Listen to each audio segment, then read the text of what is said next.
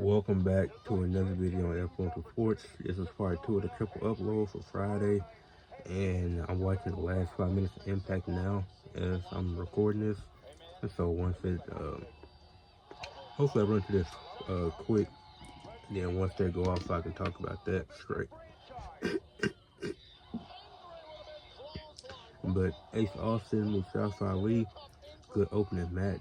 Ace Austin dealing with a leg injury going into it, storyline wise of course, and Mustafa Ali taking advantage of that was great for his heel character. The submission he put him in, that was a good submission hold he had him in the match, and Mustafa Ali ended up winning. I enjoyed it. The system cut a promo to build up the hype for their match later that they're having right now. So I'm recording this with Joe Hendry and Elijah, which I'll get into near the end.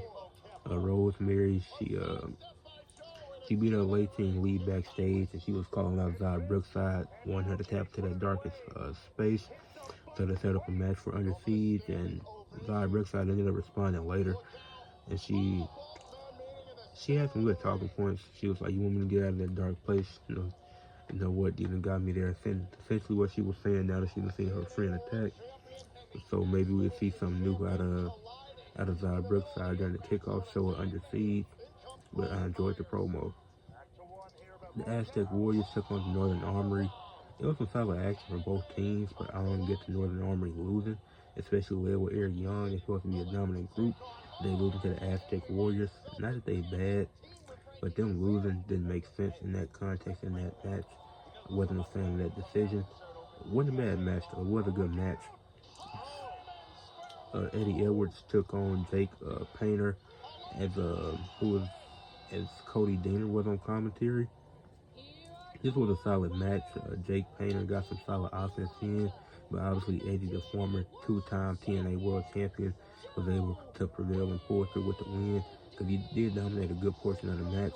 But for a jobber and Jake Painter, he did get some solid offense in, which I'm not too mad at. And Mance Warner, Steph Lander, they just sent a message to all of TNA. Obviously, they ain't been winning recently, so they got to cut a promo to keep build up the hype and intensity to whatever program they go into next. You know you're gonna be excited for it because that's how good they both are. First Class, they took on Sami Callihan and Mike Santana. This was a solid tag team match, but there was a few botches at the end of it.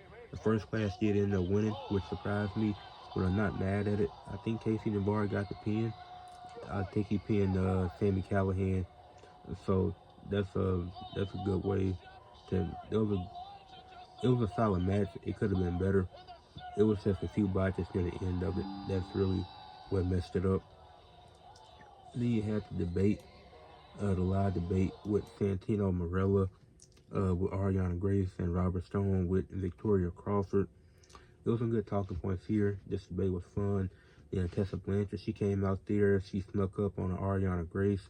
Then Robert Stone, he hit Santino. Then Tessa Blanchard pushed Gia Miller. Masha Slamovich came out there. Victoria Crawford got involved. Like, it was just a lot. Then Masha, she ended up putting Tessa down on the table because the table wasn't able to break. But yeah, it was a really good segment. I enjoyed it. Didn't have any problems with that segment. Definitely built up a few stories within that. So yeah. Then you had Spitfire taking on two jobbers, and as they get ready for their tag team no DQ match against the Elegance brand, in which Spitfire ended up winning pretty easily. Good, not gonna say good match, but it wasn't bad either. Just had to build up some intensity, and obviously had a post-match attack after, but Spitfire walked away with the titles. They ran off with them, so I'm good with that. Matt Hardy, Leon Slater, they had a segment which was pretty good. It's Matt Hardy talking about how he's won titles with MVP and Bray Wyatt before, so he's not concerned about being able to do it with Leon Slater, which I don't think will happen.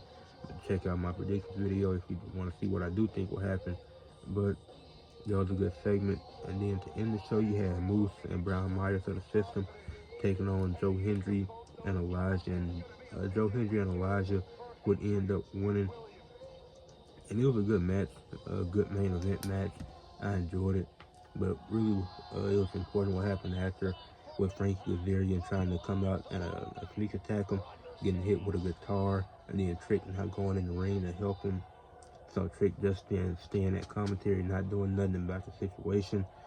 I mean, they're not friends anyway, so it don't really matter. But Trick Williams did point out that he wasn't friends with him to begin with, so I get why he didn't help him. But this was an amazing show. Impact once again. 9 out of 10 in my opinion for this week's episode of Impact, especially on a go home show. This was a great way to end the go home show. So leave a like on the video, subscribe to the channel, and comment.